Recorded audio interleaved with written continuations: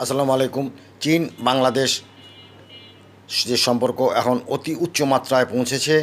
সম্প্রতি তারেক রহমান বাংলাদেশের প্রধানমন্ত্রী চীন সফর করেছেন এবং এখানে অনেকগুলো চুক্তি স্বাক্ষরিত হয়েছে, অনেকগুলো এমওইউ স্বাক্ষরিত হয়েছে, যার মধ্যে উল্লেখযোগ্য হলো তিস্তা প্রকল্প এবং মিয়ানমারকে কেন্দ্র করে মিয়ানমারের মধ্য দিয়ে বাংলাদেশ থেকে বেজিং পর্যন্ত, ঢাকা থেকে বেজিং পর্যন্ত ট্রেন এবং সড়ক পথে যাতায়াতের ব্যবস্থা। আপনি কি কল্পনা করতে পারেন যে আগামীতে বাংলাদেশের মানুষ রেলপথে, সড়ক পথে বেজিংয়ে চলে যাবে? এটি সম্ভব।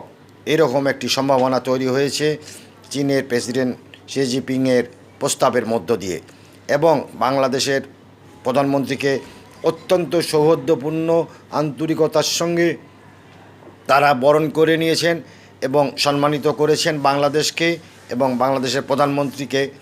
এটি বন্ধুত্বের সুলক্ষণ। আগামীতে বাংলাদেশ মাথা উঁচু করে দাঁড়াবে সন্দেহাতীতভাবে, তার প্রমাণ আমরা দেখতে পাচ্ছি।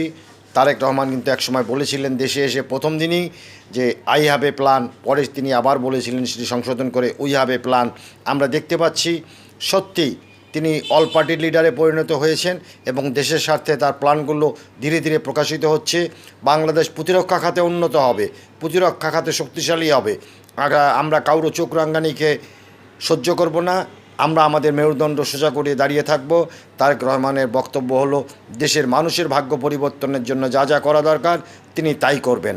আমরা তার সাফল্য কামনা করি। ভালো থাকবেন। আল্লাহ হাফেজ।